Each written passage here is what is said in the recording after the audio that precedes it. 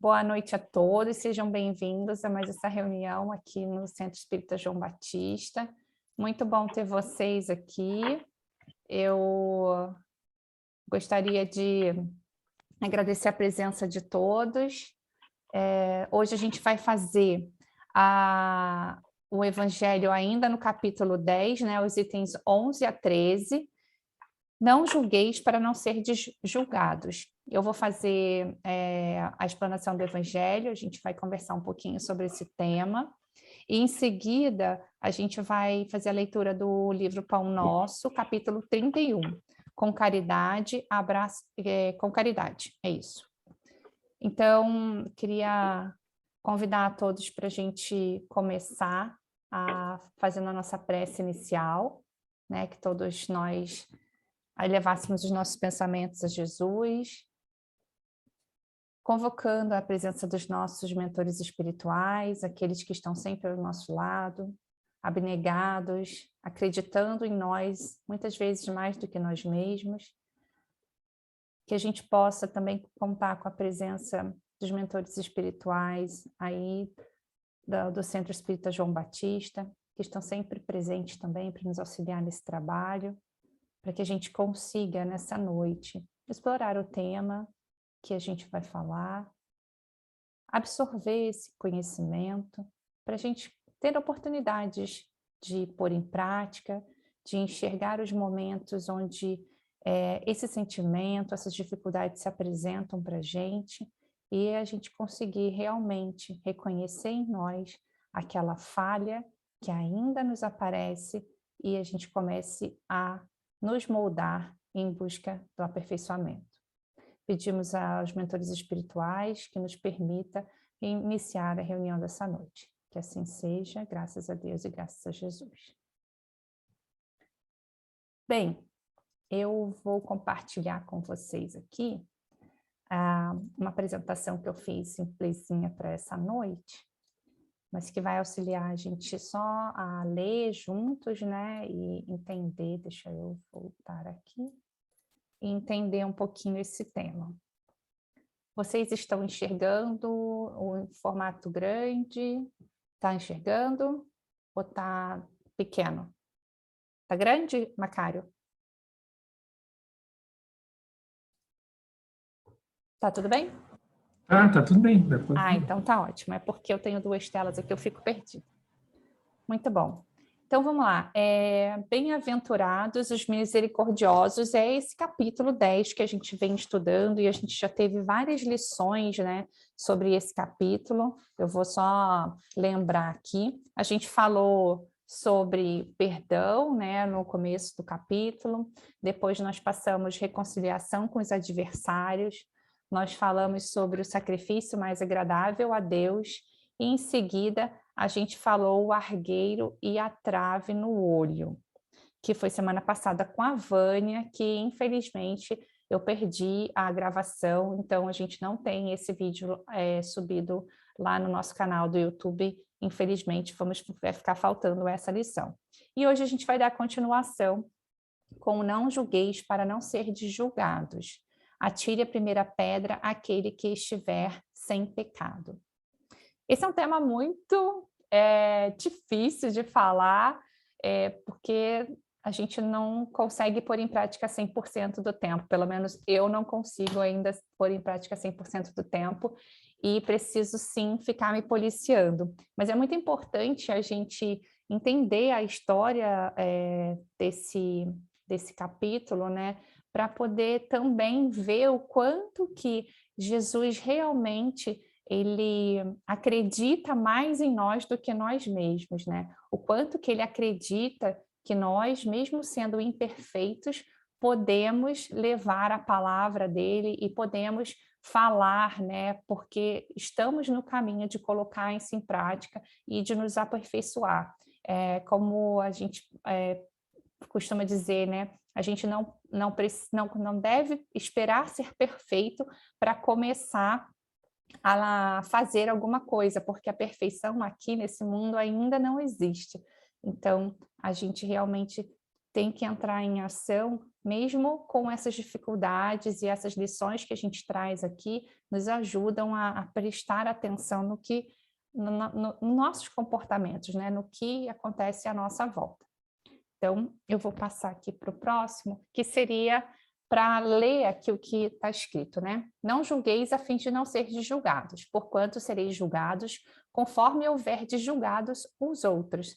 Empregar-se-á convosco a mesma medida de que vós tenhais servido para com os outros.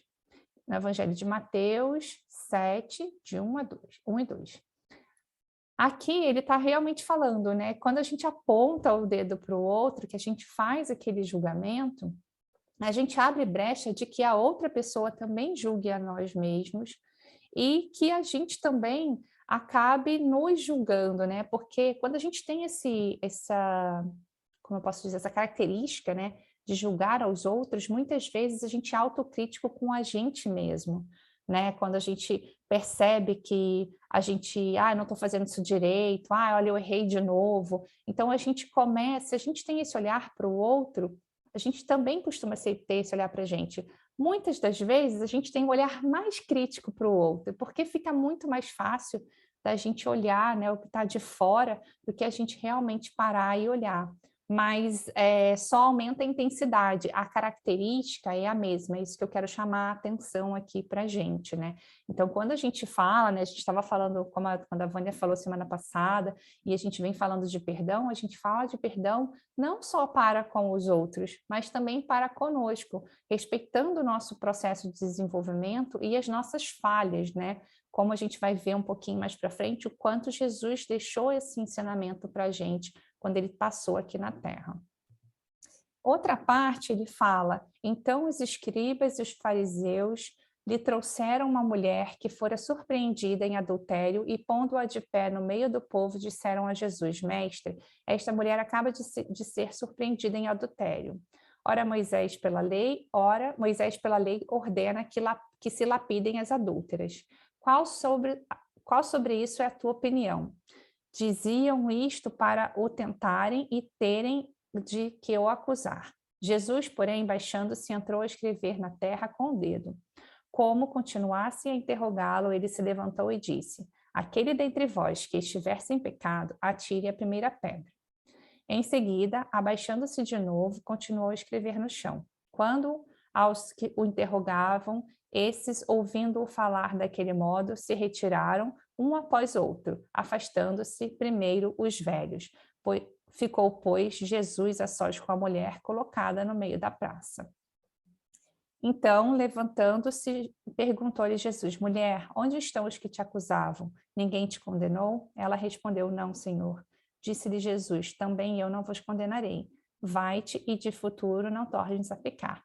Então, aqui a gente tem, né, essa passagem muito marcante da mulher adúltera, onde os homens, julgando-se mais elevados, né, como a gente estava falando, a gente olha os erros dos outros, a mulher era adúltera e ela deveria, pela lei de Moisés, ser condenada. Mas e nós mesmos? Será que a gente nos condena no sentido de realmente olhar para aquele erro, reconhecer o erro e tentar modificar, como Jesus deu essa oportunidade à mulher? Né?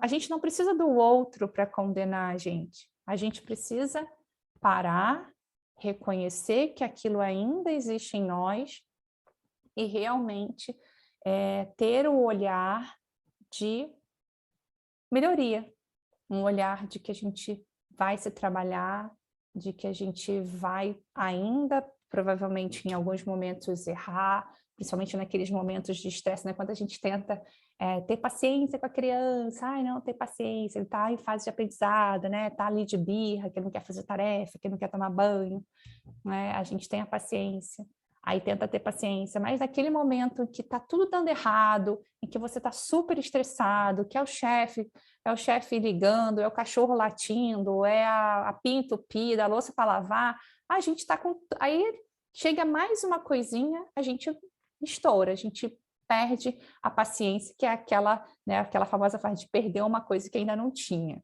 E a gente está em processo de ter. Então, essa questão aqui, Jesus fala muito, né, nesse capítulo sobre a indulgência, que eu peguei no dicionário, e aí ele fala isso, né? Que a indulgência é a disposição para perdoar culpas ou erros, clemência, misericórdia.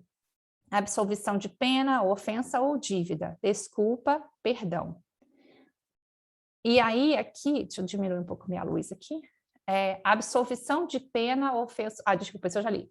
Religião, né, quando fala do catolicismo, ele fala remissão total ou parcial das penas temporais cabíveis para pecados cometidos, que a igreja concede após terem sido perdoados. E aí, mais uma definição, tolerância com atitudes e idiosincrasias alheias, complacência. Então, essas todas são qualidades de quem é indulgente. E aí, quando eu, aqui estudando um pouco sobre esse tema para trazer para vocês, teve um exemplo que me chamou bastante atenção mesmo, né?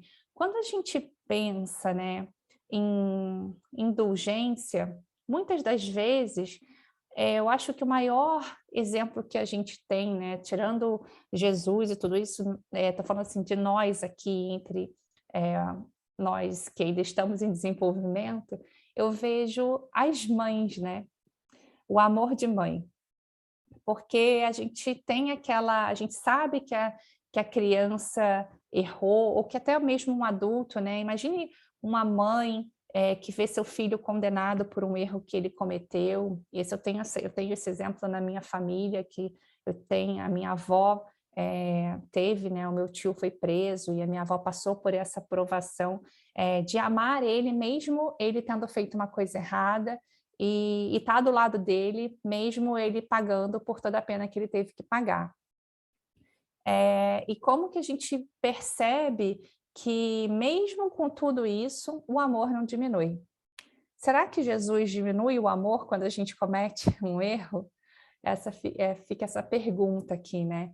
Será que a gente, quando a gente erra, quando a gente faz alguma coisa errada, perde a paciência, ou deixa de, ou não perdoa alguém, fica com uma mágoa? Será que Jesus fala, agora você tem menos um pontinho aqui na minha lista de amor, eu te amo menos do que o outro que conseguiu perdoar? Eu acho que não, né? Primeiro porque a gente não diferencia os nossos filhos, né? A gente ama, simplesmente ama. Ama aquele... às vezes a gente tem relacionamentos mais fáceis. A gente se relaciona mais fácil com um, tem uma comunicação mais fácil, pelo jeito de ser e tudo. Mas só porque a gente não consegue lidar muito bem com aquele filho, a gente não deixa de amar. Até existe, né, exemplos que a gente tem, que o pai manda fora de casa, isso, aquilo, mas duvido que lá no fundo, aquilo não doa mais nele do que no filho que foi condenado, né? Então, a gente trazendo esse exemplo aqui, tem essa palavra, né, essa pergunta do Livro dos Espíritos, 886. Qual o verdadeiro sentido da palavra caridade? Como a entendia Jesus? Benevolência para com todos, indulgências para as imperfeições dos outros e perdão das ofensas. O amor e a caridade são o complemento da lei de justiça, pois amar o próximo é fazer-lhe todo o bem que nos seja possível e que desejáramos que nos fosse feito. Tal o sentido destas palavras de Jesus: amai-vos uns aos outros como irmãos. Então, aqui, ele está estendendo, né, o exemplo que eu dei. Eu estava falando de amor de mãe para filho, que a gente vê, né, a gente gerou uma criança, é quase uma obrigação. Os pais também, que estão vendo ali desde crescer todo o processo, é quase uma obrigação amar aquela pessoa. Mas e amar a todos os outros irmãos? Né? Pensando na humanidade, naquele que às vezes faz uma lei que não beneficia a todos, porque ele está no governo, ele tem esse poder, aquele que comete erros, que comete crimes, né? Como amar a todos, né? Ter essa caridade, essa indulgência com as imperfeições, porque a gente acha que só porque a pessoa está num cargo mais elevado que a gente, tem uma responsabilidade maior, que ela tem maior desenvolvimento. Às vezes tem mais desenvolvimento intelectual, às vezes nem isso. Mas quando tem será que tem mais desenvolvimento moral? Será que realmente ele acredita nessas palavras de Deus, né, no Evangelho do Cristo, e realmente põe em prática? Será que isso é uma regra? Não é uma regra, né? A gente sabe que cada um está no seu processo evolutivo. E aí, aqui na pergunta 661, também do Livro dos Espíritos, ele fala: poderemos utilmente pedir a Deus que perdoe as nossas faltas? Aí fala assim: a gente comete um erro, né? A gente está falando de indulgência. Será que a gente tem que pedir a Deus: perdoe as nossas faltas? Deus sabe discernir o bem do mal. A prece não esconde as faltas. Aquele que a Deus pede perdão de suas faltas só o obtém mudando de proceder. As boas ações são a melhor prece, por isso que os atos valem mais do que palavras. A caridade, segundo Jesus, não se restringe à esmola, abrange todas as relações em que nos achamos com os nossos semelhantes, sejam eles nossos inferiores, nossos iguais ou nossos superiores. Ela nos prescreve a indulgência, porque de indulgência precisamos nós mesmos, e nos proíbe que humilhemos os desafortunados, contrariamente ao que se costuma fazer. Apresente-se uma pessoa rica e todas as atenções e deferências lhe são dispensadas. Se for pobre, toda gente como se que entende que não precisa preocupar-se com ela. No entanto, quanto mais lastimosa seja a sua posição, tanto maior cuidado devemos pôr em lhe não aumentarmos o infortúnio pela humilhação. O homem verdadeiramente bom procura elevar os seus próprios olhos àquele que lhe é inferior, diminuindo a distância que os separa. Aqui, quando fala, né, elevar-se a seus próprios olhos àqueles que lhe é inferior, é aqueles que moralmente lhe é inferior, ou seja, para realmente ter indulgência, realmente ter aquela caridade, aquele amor, né? Colocar o amor em prática através da indulgência, evitando julgar, evitando difamar. Hoje é muito fácil a gente fazer uma difamação, é muito fácil a gente falar mal de alguém. A gente tem um celularzinho que a gente fala com um monte de pessoa num grupo. Manda lá falar mal do Bolsonaro, falar mal do Lula, falar mal de um do outro. Será que isso é uma atitude de cristão? Será que quando a gente põe a nossa opinião para tantas pessoas, isso não cabe aqui como uma falta nossa? A gente ter a nossa opinião é uma coisa, a gente espalhar a nossa opinião de forma que a gente está julgando alguém é outra coisa. Está dizendo aqui no Evangelho: sejamos indulgentes. Será que a gente consegue ser 100% indulgente?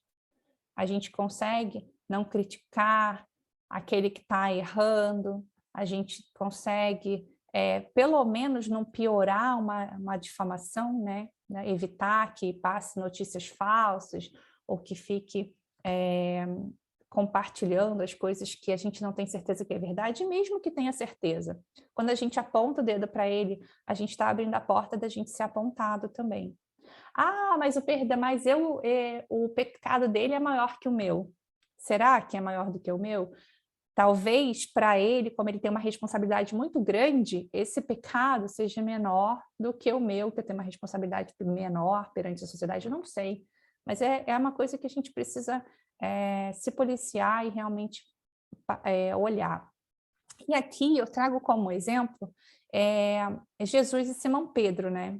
Simão Pedro, todo mundo conhece a história, né? Que negou Jesus 3 vezes. A gente sabe, né? Na Santa Ceia, Jesus perguntou, na última ceia, Jesus perguntou a Pedro se ele lhe amava, né? E ele falou assim, não, eu lhe amo, né? Falou que não iria negar a Jesus, e Jesus sabia que o Pedro ia negar ele. Dito e feito, logo depois que Jesus foi preso, né? Simão Pedro negou a Jesus 3 vezes. Mas Simão Pedro era o líder dos discípulos. Mesmo assim, Jesus o denominou líder do discípulo, sabendo de tudo o que ia acontecer. Por quê? Porque ele era humano, porque ele era como nós aqui, nós, discípulos de Deus, somos discípulos de Deus. Levamos o evangelho, fazemos o bem. Antigamente eram 12 discípulos, hoje são milhões. Né? Olha que legal. E as características do Pedro, ele era uma pessoa ousada, ele era uma pessoa companheira, estava sempre junto de Jesus, e ele também era impulsivo. Então você pensa, nossa, ser ousado e impulsivo, será que eram características legais para um discípulo de Jesus? Se ele levasse a ousadia, a impulsividade dele para o lado ruim, não ia ser uma característica boa para um discípulo. Mas ele era ousado no sentido de se diferenciar, de testar as coisas. Quando ele perguntou para Jesus, deixa eu andar nas águas com você. E Jesus falou, vem. E ele, por algum tempo, caminhou em cima das águas, até ele se achar que ele não tinha aquela capacidade, e aí perdeu aquela fé e ele afundou. Né? Ele era companheiro, ele estava sempre do lado de Jesus. Jesus dormia na casa de Pedro, eles estavam sempre pregando juntos. E a história de Pedro é muito interessante, porque ele nasce numa família que tinha um pouco mais de condições, ele estudava, ele era muito estudioso, desde pequeno conseguia ler livros e ele ia para a escola, mas depois ele começou a questionar as pessoas. Na sua adolescência, ele foi um pouco rebelde. Começou a questionar, por que essa pessoa fala isso e faz isso? Né? Então, ele começou a questionar, e aí quando ele abandona a escola, mas ele continua pregando, falando do evangelho, falando sobre os estudos dele, e aí até que chega esse momento onde Jesus chega na beira do Lago da Galileia e fala, e pede o barco, né, emprestado para ele poder se afastar um pouquinho da beira do mar e falar com as pessoas que estavam ali para ouvir Jesus. E aí ele fez aquele, né, que fala o milagre dos peixes, né? Porque depois ele fala para Pedro lançar a rede, e aí pegou mais peixes que estavam ele não tinha pego muitos peixes naquele momento. Então, assim, é interessante ver essa dinâmica de Jesus com Pedro, que é realmente um reflexo do que nós somos, né? Nós estamos aqui, sendo discípulos, falando, mas nós também erramos, e a gente tem a oportunidade de toda vez levantar, como Jesus fez, depois Pedro não seguiu mesmo, ele negou Jesus e ele negou de verdade, assim, ele não seguiu Jesus durante a peregrinação à cruz, ele simplesmente sumiu e decidiu voltar a pescar, né? Quando Jesus voltou lá na beira do lago e eles estavam voltando da pescaria sem pegar quase peixe nenhum, e ele falou, filho, joga a rede do lado direito. E foi quando eles pegaram muitos peixes, e aí eles perceberam que era Jesus ressuscitado. E aí, quando Pedro se dobra a Jesus e lhe pede, e fala que ele não é digno do seu amor, e aí Jesus está ali preparado, né? Quando ele recebe os pescadores voltando, que são os discípulos, ele estava com comida, esperando por eles, que tinham passado a noite toda com fome e não tinham pescado quase nada. Então, assim, Jesus vem com o amor dele perdoar Pedro, né? Ser indulgente com ele, com os erros dele, porque sabia que mesmo ele tendo negado Jesus, ele era o discípulo que levaria o evangelho, porque ele tinha a liderança nele, porque ele era uma pessoa que ia atrás daquilo que ele queria, que ele naquele momento estava realmente se sentindo muito culpado, por isso que ele não queria voltar achou que deveria voltar a pescar, mas Jesus foi lá e falou para eles, vai e pastoreie as ovelhas. Então, continue o que eu deixei para vocês fazerem. E é isso que ele espera da gente, que a gente mesmo errando, que a gente levante, a gente aprenda a fazer melhor e a gente continue pastoreando as nossas ovelhas, que seja aqui no João Batista, que seja em qualquer oportunidade que a gente tiver de ajudar alguém e de realmente fazer aquela pessoa se sentir melhor por todo o Evangelho de Cristo. E aí, né, aí aqui deixei a frase, Pedro desistiu de Jesus, mas Jesus não desistiu de Pedro. Aqui faltou, é um de Pedro. E é isso, ele não desiste da gente, né? Muitas vezes a gente perde a fé, a gente fica cansado, fala, ai, nossa, tudo eu faço tanto esforço e não funciona, né? Tá sempre tão difícil a minha vida, mas a gente tenta desistir dessa fé de ter que a vida vai melhorar, de que a gente está passando toda essa aprovação, mas que as coisas vão melhorar. Mas Jesus não desiste da gente, ele fica ali, tentando mostrar, dando outras oportunidades da gente enxergar que esse sim é o caminho e a gente precisa seguir. Eu gosto muito de trazer isso aqui para a gente realmente olhar os nossos pensamentos, né? Para quando a gente pensa em alguma coisa boa, a gente se sente bem. Então, quando a gente está se sentindo de que a gente, eu não consigo perdoar alguém, ou eu estou criticando muito aquela pessoa, vamos pensar o contrário. E se eu conseguisse fazer? Quando eu consigo fazer, como eu me sinto? Porque muitas das vezes, quando eu penso numa coisa boa, eu me sinto feliz. Se eu penso numa coisa triste, eu me sinto triste, meu corpo fica mais cabisbaixo, eu fico com outro semblante. Porque aí, a partir desse sentimento, a gente consegue agir de forma diferente. E quando a gente age de uma forma diferente, a gente tem um resultado diferente. Então, eu gosto muito de trazer esse fluxo, assim, que é todo o processo que a gente passa no nosso corpo, né? Tudo começa com o nosso pensamento. Então, assim, quando a gente achar que as coisas estão indo ruim, que eu não estou conseguindo, que toda hora eu faço errado, vamos pensar, numa vez que eu fiz certo, ou vamos pensar, se eu fosse Jesus, como Jesus faria? Né? A melhor coisa que a gente tem é pegar um mentor, uma pessoa que a gente confia cegamente, como ele faria se fosse eu nesse momento. E aí a gente imaginar como seria, né? E a gente tentar fazer, ele pensaria isso, ele falaria isso, tá? Ai, que bom, eu acho que eu posso tentar assim, eu posso pensar assim, e aí a gente vai se sentindo diferente, e a gente vai ter um resultado diferente. E aí eu queria mostrar para vocês, eu já tenho aberto aqui, deixa eu compartilhar uma outra coisa que eu tenho que tirar para poder colocar o som. Vou compartilhar aqui, calma aí. Eu fiz uma coisa errada. Deixa eu ver. Aqui. Tá, saiu.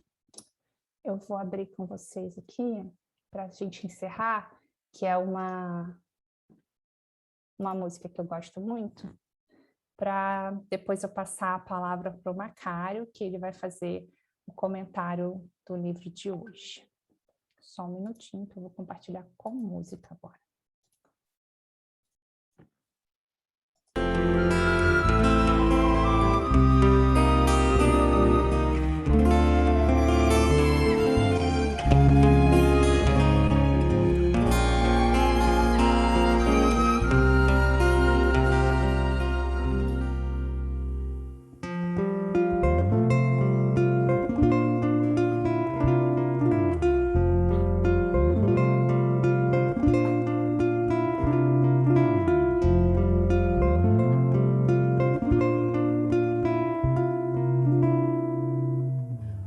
Eu te aguardo.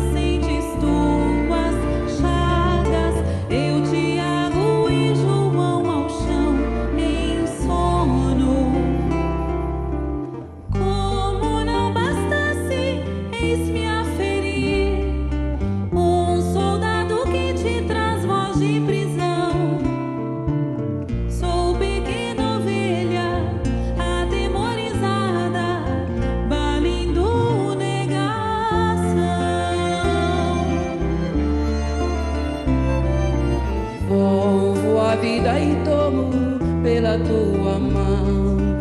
Crê, te levarei onde não queiras ir. Pedro, tu me amas. Pedro, tu me amas. Pedro, tu me amas. E tu que és a rocha, constrói a minha casa no coração do irmão. Ouve, Simão Pedro, morrerás em cruz. Não, eu não mereço essa distinção. Se depois do mestre, martírio são troféus,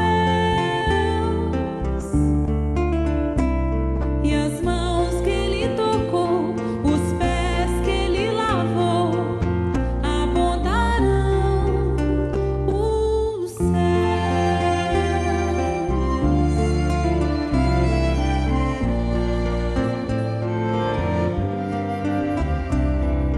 Volvo a vida e tomo pela tua mão. Crê, te levarei onde não queiras ir. Pedro, tu me amas. Pedro, tu me amas. Pedro, tu me amas. E tu que és a rocha, constrói a minha casa no coração do irmão. Ouve, Simão Pedro, morrerás em cruz. Não, eu não mereço essa distinção. Se depois do mestre, Martírio são troféus, e as mãos que ele tocou, os pés que ele lavou, apontarão o céu. vem que eu te farei um pescador de homens. Se perseverares, serás cefas, pega. Vem que eu te farei um pescador de homens. Bem, e lembrando que só depois que Pedro traiu Jesus, né, negou Jesus, e que ele reconheceu que ele tinha essa dificuldade, e aí ele se reconhecendo a dificuldade, ele melhorou. E ele foi o líder dos discípulos. Então, a gente, mesmo errando, tem chance de sempre se elevar e seguir adiante. Então, obrigada por ficarem aí pacientemente me ouvindo e que a gente consiga absorver um pouco disso e meditar um pouquinho sobre esse aprendizado dessa noite. Obrigada. Eu vou passar agora a palavra para o Macário. Macário, você quer que eu faça a leitura aqui do livro? Sim, por gentileza, se puder colocar Posso. na tela. Vou colocar aqui. Você quer que eu leia ou você lê? Leia, por favor. Tá bom. Então tá bom. Vocês vão ter que me aguentar um pouquinho mais. Vamos lá.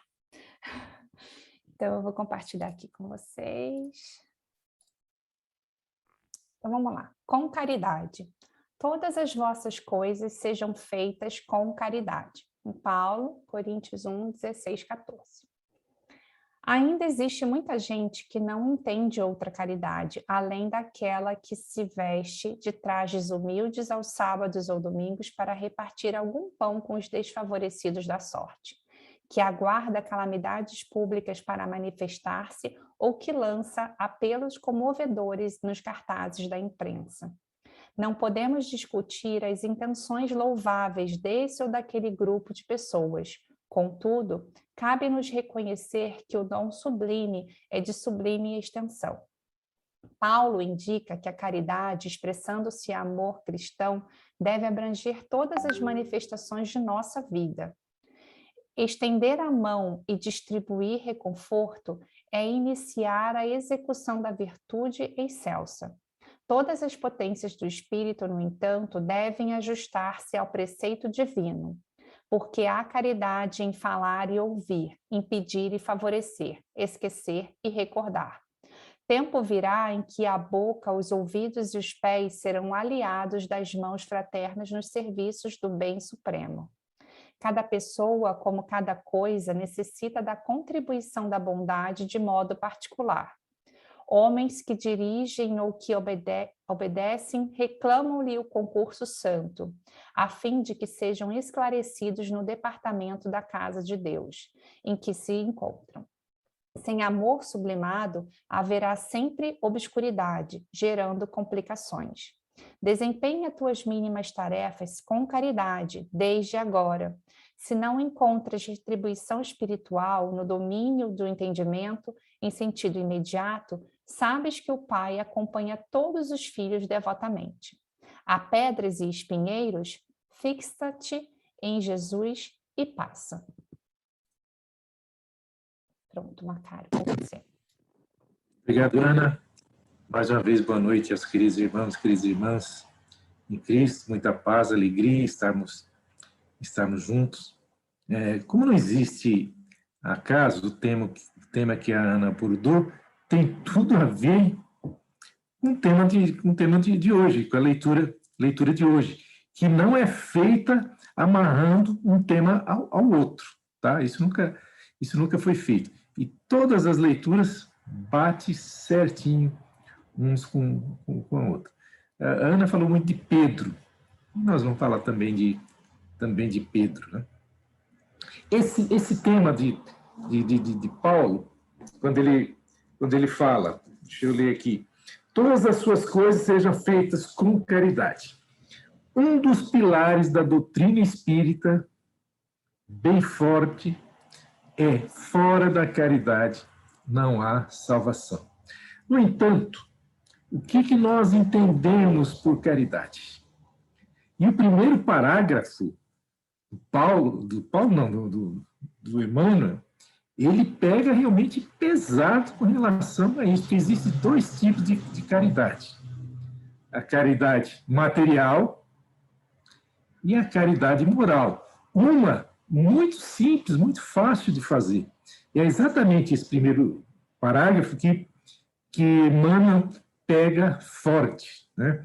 É muito simples fazer caridade material. Basta você doar uma esmola, basta você doar uma cesta básica. Vamos pegar o exemplo aqui da nossa casa espírita, Centro Espírita João Batista, e a creche, Lar Creche Wilson de Oliveira.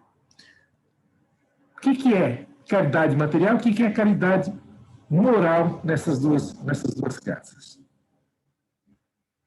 Você pega a creche, por exemplo. É o quê? Caridade moral ou caridade material?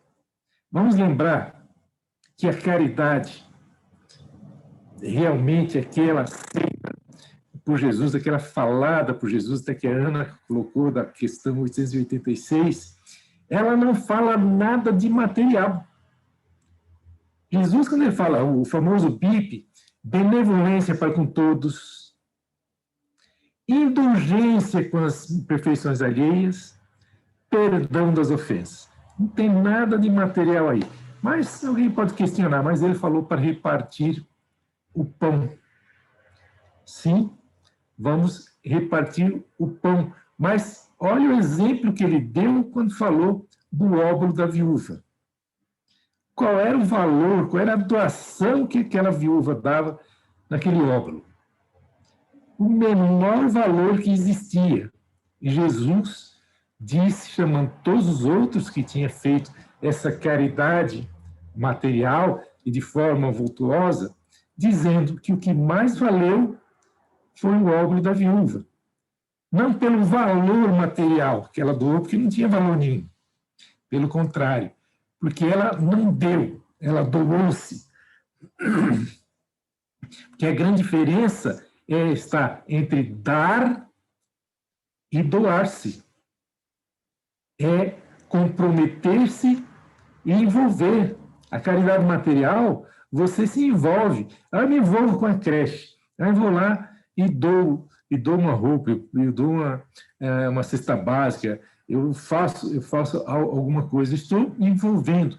Mas a caridade moral é você se comprometer com essa situação, com aquelas pessoas. Que nós precisamos trabalhar a caridade é para combater, trabalhar na causas para que não exista o efeito. A creche, nós estamos trabalhando o quê? Efeitos. Qual é a destinação da creche? Cuidar de crianças carentes. Aliás, nem se utiliza mais esse termo, crianças carentes, é um termo mais complicado, complexo, que eu não lembro. Qual que é o objetivo da caridade moral? Não ter mais necessidade de creche. As pessoas podem assustar, vai não ter creche? Se não tem mais crianças carentes, não precisa de creche para crianças carentes. E é isso que a gente trabalha na causa, né? A caridade moral, que no Centro Espírita é uma escola da alma, que nós temos que trabalhar exatamente para que efeitos como esse, pessoas carentes, pessoas necessitadas, não exista mais. Quando a gente está falando de Pedro, e a Ana, ela abordou bastante falando sobre Pedro, sobre as características do Pedro, que ele era voluntarioso, impulsivo, mas uma pessoa de um coração enorme.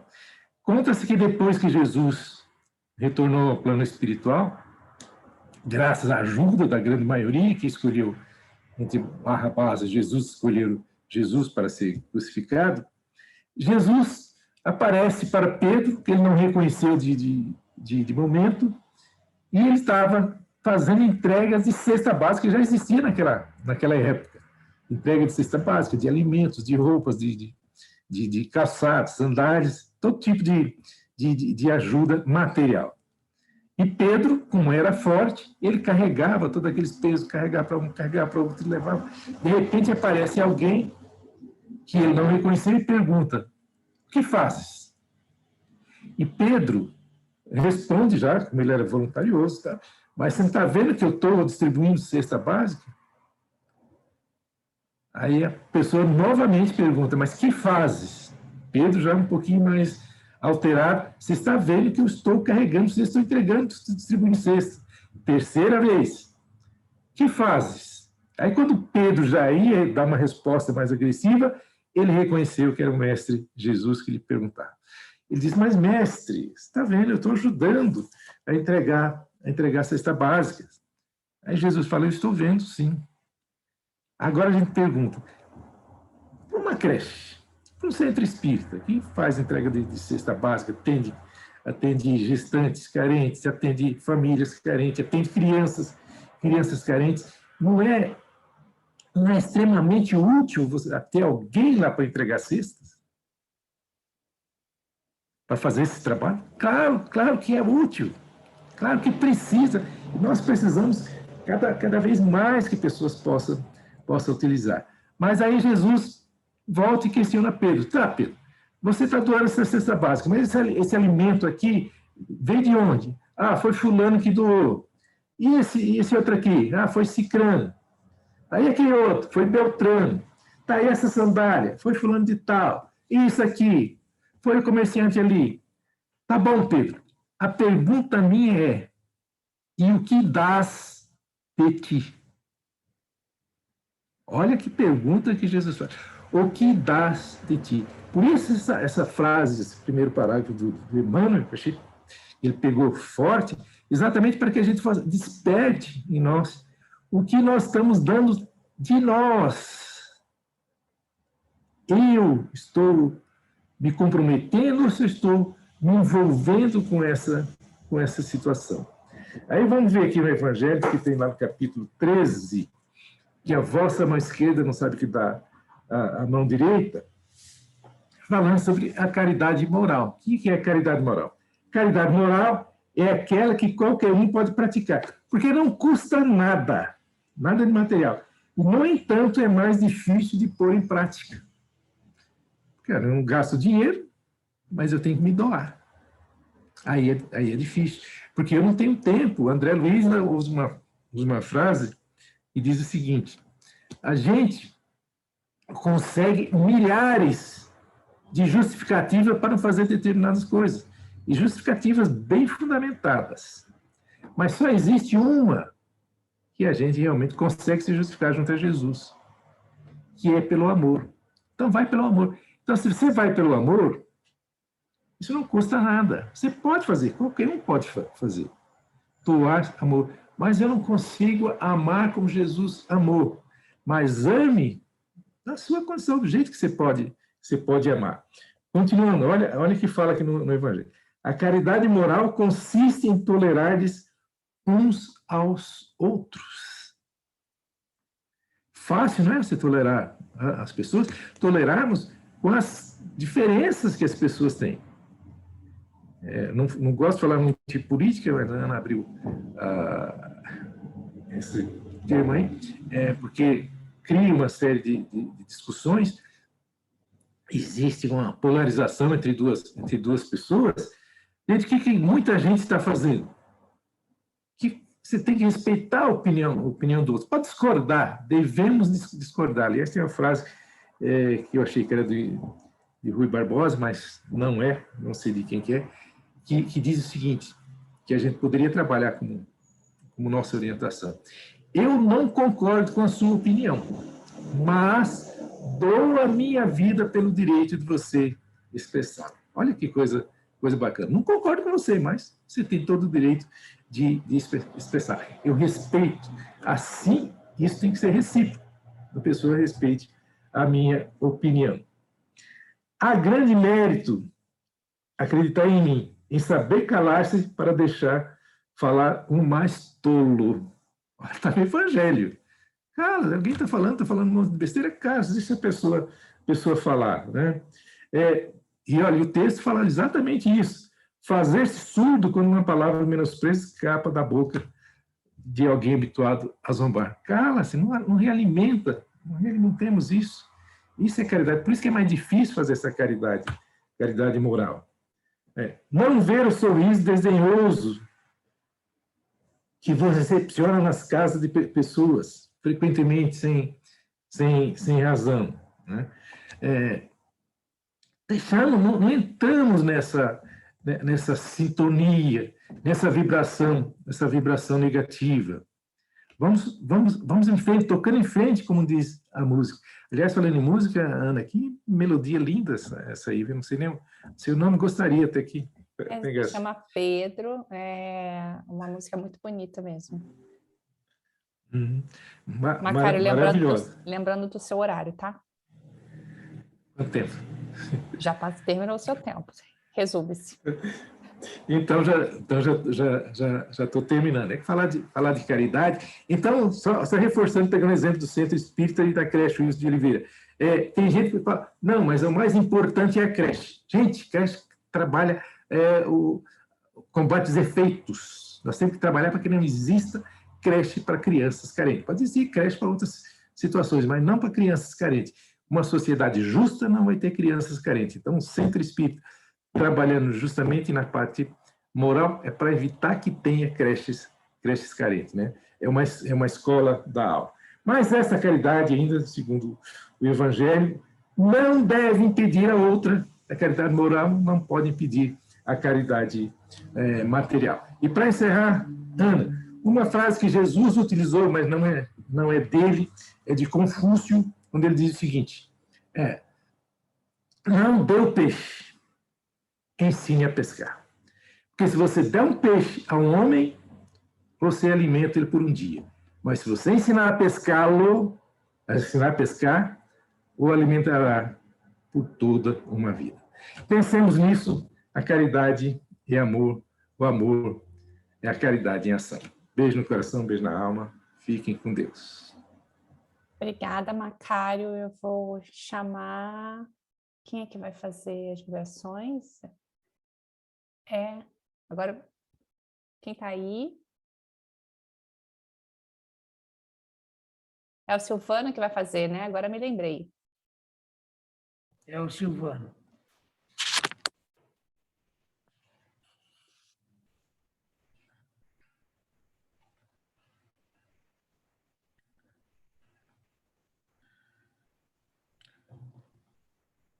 Então, meus amigos, chegou o momento em que vamos fazer a nossa doação de amor para toda a humanidade, para todo o nosso planeta. Nesse momento, é como se todos nós estivéssemos de mãos dadas. Nós aqui do Centro João Batista, a espiritualidade, o pessoal que está pela internet. E nesse momento, vamos doar todos os nossos melhores sentimentos para que ele envolva o nosso planeta Terra, esse planeta lindo, maravilhoso, esse planeta azul, mesclado de branco, que Deus nos deu para podermos praticar aqui os melhores sentimentos para podermos evoluir espiritualmente. Então vamos vibrar para todos os povos desse nosso planeta.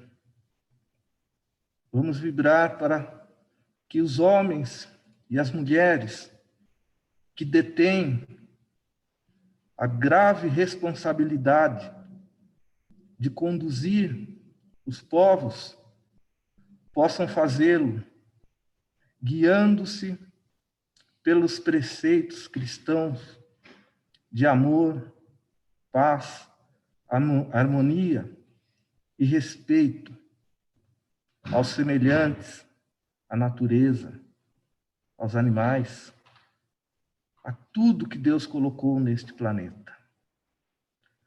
Vamos vibrar para que possamos, em breve, superar esta fase difícil que vive a humanidade com essa pandemia, para que possamos, através dos nossos cientistas, essas pessoas que dedicam a sua vida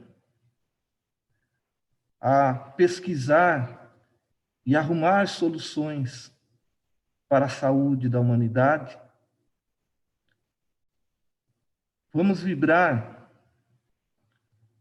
pelas pessoas que, infelizmente, caíram doentes e estão, nesse momento, em camas de hospitais, em clínicas, ou mesmo nos seus lares, para que elas possam sentir essa nossa vibração, sentir o amor de Cristo, sentir que Jesus está ao seu lado nesta luta.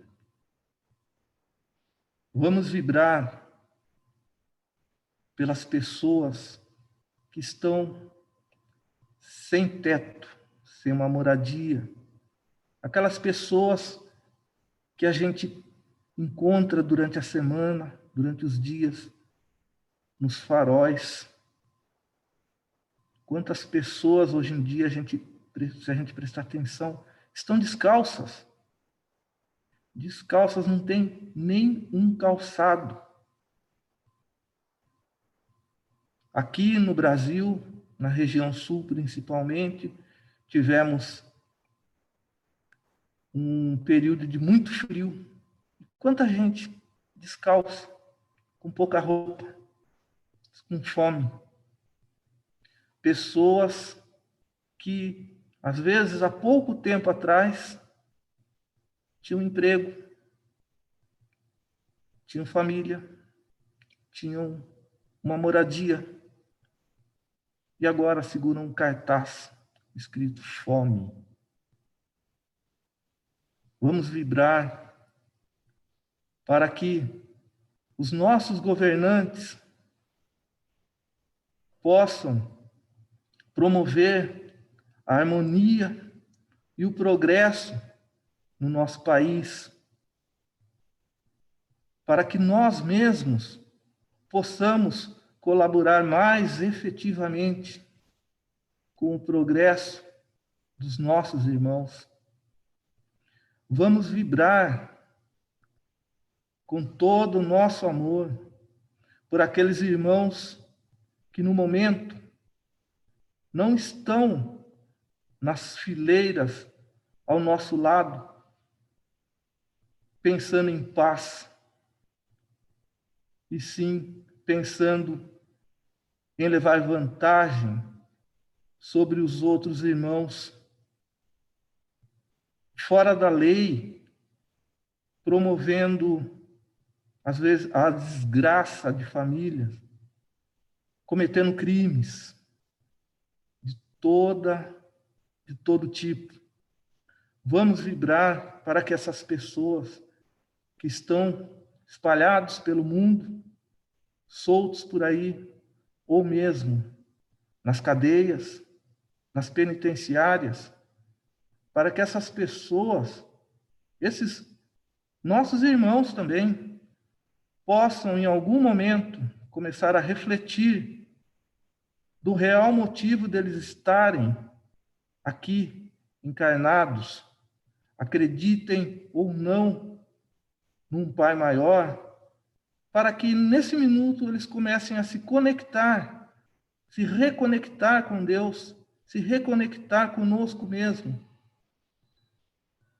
Depende também das nossas vibrações para dar-lhes força, para recuperar a presença desses nossos irmãos na nossa caminhada. Vamos vibrar pelas as pessoas idosas que já cumpriram a sua parte de trabalho físico, para que possam ter um pouco de paz e sossego no seu cantinho, nos seus lares. Vamos vibrar pelos desempregados, para que eles consigam rapidamente uma recolocação, para que possam continuar contribuindo com o progresso. Vamos vibrar pelos empresários que dão empregos, para que possam se recuperar e também contribuir com o progresso do país e do mundo. Vamos vibrar pelos nossos familiares, vamos vibrar pelos nossos lares, que é o local onde temos os nossos maiores débitos, para que possamos realmente conseguir manter a união e a harmonia nos nossos lares. E, finalmente, vamos terminar a nossa vibração com um agradecimento a Deus e a Jesus por estarmos neste momento encarnados, neste momento de transição do nosso planeta, e entendermos que isto não é um castigo, isto é uma bênção. Agradecidos que estamos, então, vamos terminar a vibração de hoje. Que assim seja.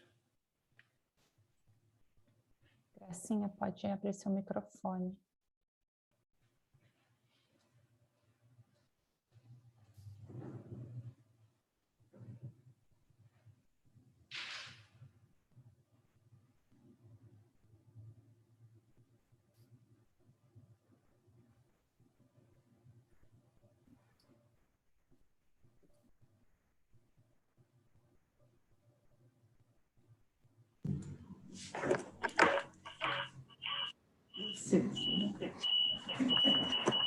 E assim, meus irmãos queridos, vamos agradecer a Deus, a Jesus, por mais esse aprendizado de hoje, Que possamos, Senhor, com a tua permissão, estarmos sempre presentes nesse momento de lição, de grandes lições do ensinamento do nosso Mestre Jesus. Obrigada também à espiritualidade amiga. Obrigada a todos os irmãos, companheiros de jornada que faz parte dessa reunião. E assim nós vamos agradecendo com a prece de Cáritas. Deus, nosso Pai, que sois todo poder e bondade, dai força àqueles que passam pela provação, dai luz àquele que procura a verdade, pondo no coração do homem a compaixão e a caridade. Deus, dai ao viajor estrela guia, ao aflito a consolação, ao doente o repouso. Pai, dá ao culpado arrependimento, ao espírito a verdade, a criança o guia, ou órfão o pai. Senhor, que vossa bondade se estenda sobre tudo o que criastes. Piedade, Senhor, para aqueles que vos não conhecem, esperança para aqueles que sofrem. Que a vossa bondade permita aos espíritos consoladores derramarem por toda parte a paz, a esperança e a fé. Deus, honrai uma faísca do vosso amor, pode abrasar a terra. Deixe-nos beber nas fontes desta bondade fecunda e infinita, e todas as lágrimas secarão, todas as dores se acalmarão. Um só coração, um só pensamento subirá até vós, como um grito de reconhecimento e de amor. Como Moisés sobre a montanha, nós os esperamos com os braços abertos. Ó bondade, ó beleza, ó perfeição, e queremos de alguma sorte merecer a vossa misericórdia. Deus, dai-nos a força de ajudar o progresso, a fim de subirmos até vós.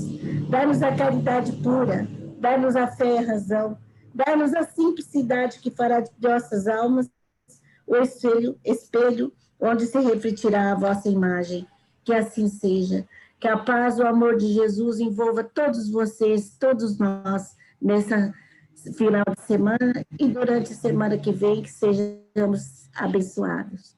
Que assim seja. Obrigada, Gaci. Boa noite Obrigada a todos. todos. De nada, Amore. Boa noite. Fica Boa com noite. Deus. Boa noite a todos. Tchau, pessoal. Boa Boa noite. dona Juju. Boa Boa fim de noite. semana. Ai, tá uma mocinha já ela, olha. Até semana que vem, se Deus quiser, estamos aí. Tchau, gente. Tchau, Renata. Tchau, dona Lúcia, Sônia. Boa Tchau, noite. tchau. Boa noite, bom final de semana. Tchau, dona Lúcia. Tchau.